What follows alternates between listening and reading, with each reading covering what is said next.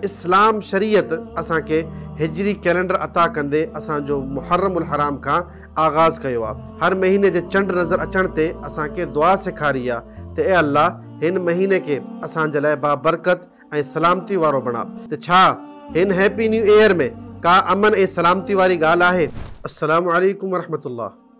नाज़रीन, अल्लाह तबारक व तआला असां के इस्लामी हिजरी कैलेंडर अता कयो आहे, जंहिंजो क़ुरान करीम में रब्बुल आलमीन असां के वक़्त जो ऐं असांजी ईदनि जो तज़किरो भी कयो आहे। ऐं इस्लाम शरीयत असां के हिजरी कैलेंडर अता कंदे असांजो मुहर्रमुल हराम का आगाज़ कयो आहे। ऐं उन में भी अल्लाह तबारक व तआला हर महीने जी पहिरीं तारीख़ या हर महीने जे चंड नज़र अचण ते असां के दुआ सेखारी आहे त ए अल्लाह हिन महीने के असांजे लाइ बाबरकत ऐं सलामती वारो बणा।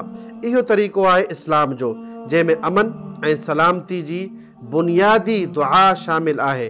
त छा हिन हैप्पी न्यू ईयर में का अमन ऐं सलामती वारी ॻाल्हि आहे? छा इन में औरतुनि जी इज़तूं अमन ऐं सलामतीअ सां महफ़ूज़ आहिनि? छा माण्हुनि जो मालो मता अमन ऐं सलामती सां महफ़ूज़ आहे? छा बाइकर्स जेके हलन था, जेके किरी एक्सीडेंटनि में मारिजी वञनि था, जेके फायरिंगनि में हलाक थियनि था, जेको शराब नोशी जे करे माण्हुनि जी इज़तूं ऐं मुख़्तलिफ़ क़िस्म जा वाक़ियात हिन राति ते रूनमा थींदा आहिनि, पोइ इहो कहिड़ी हैप्पी न्यू ईयर आहे? इहो कहिड़ो त्योहार आहे जेको महज़ इंसान के नुक़सान पहुचाइण जे लाइ ईंदो आहे? त मुंहिंजा भाइरो ऐं भेनरूं, तव्हांखे अल्लाह खां डिॼणु खपे। जेके माण्हू इन्हनि में शामिल थियनि था उन्हनि खे बि अल्लाह खां डिॼणु खपे। हिकिड़ो अहिड़ो गुनाह जेको इज्तिमाई तौर ते थिए, उन जी हलाकत ऐं उन जी तबाही इंतिहाई ख़तरनाक आहे।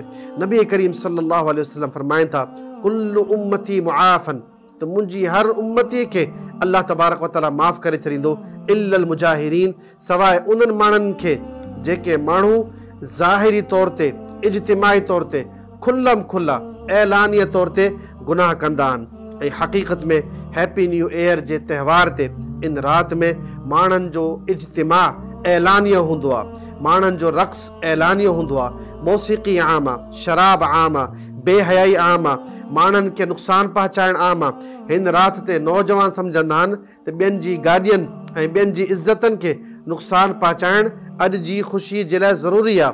त तव्हां सोचो त इहे असांजा नौजवान छोकिरा ऐं छोकिरियूं काॾे वञनि थियूं? असांजे प्यारे रसूल सल्लल्लाहु अलैहि वसल्लम असांखे ख़बरदार कयो हो त तव्हां ज़रूर बि ज़रूर पुराणी उम्मतनि ऐं अहल किताबनि जे नक्शे क़दम ते हलंदा, एतिरे क़दुरु जेकॾहिं उहो कंहिं जानवर या उन जे गार में घिड़ंदा त तव्हां बि उन्हनि जे पुठियां घिड़ी दाख़िल थी वेंदा। त इहा अॼु असां उहो ई कमु करे रहिया आहियूं त असां हर कम में मग़रिब वारनि सां मुतासिर आहियूं। उन्हनि जी ईदनि खे पंहिंजी ईद तसवुरु कंदा आहियूं, उन्हनि जे त्योहारनि खे असां पंहिंजो त्योहार सम्झंदा आहियूं। जॾहिं थी हिन साल जे इख़्तिताम ते असांखे सोचणु खपे त असां त पंहिंजे रब ॾांहुं क़रीब थी विया आहियूं, असां क़बर ॾे वञूं पिया, असांजी ज़िंदगी जो हिकिड़ो साल घटि थी वियो आहे, त असांखे आख़िरत जे बारे में सोचणु खपे त असां छा तयारी कई आहे अल्लाह तबारक व तआला जे साम्हूं पेश थियण जी। इहो अक़ीदो नए साल जी ख़ुशी वारो त उन्हनि जो आहे जेके सम्झनि था त असांजी ज़िंदगी महज़ दुनियावी ज़िंदगी आहे, असांखे अल्लाह ॾांहुं वञिणो ई न आहे, असांखां को हिसाब ई न थींदो।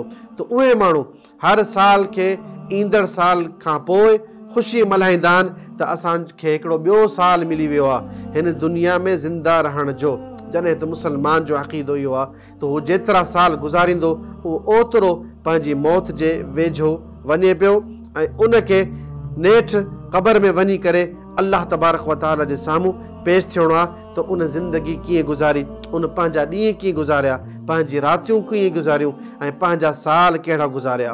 असांजा रब साईं ॾींहं ऐं राति बाबरकत फरमाए। जेका असांजी ज़िंदगी बाक़ी आहे उहा इस्लाम ऐं अमन ते हुजे। अल्लाह तबारक व तआला दुआ आहे अल्लाह रब्बुल आलमीन असांखे ॾींहं राति पंहिंजा नेक अमल करण जी तौफ़ीक़ अता फरमाए ऐं हर क़िस्म जे गुनाह ऐं हर क़िस्म जे फ़िस्क़ ऐं फुजूर खां बचण जी तौफ़ीक़ अता फरमाए। सब्सक्राइब करियो ऐं बेल आइकन ते क्लिक करियो त जीअं असांजी हर नई वीडियो जो नोटिफिकेशन मिले।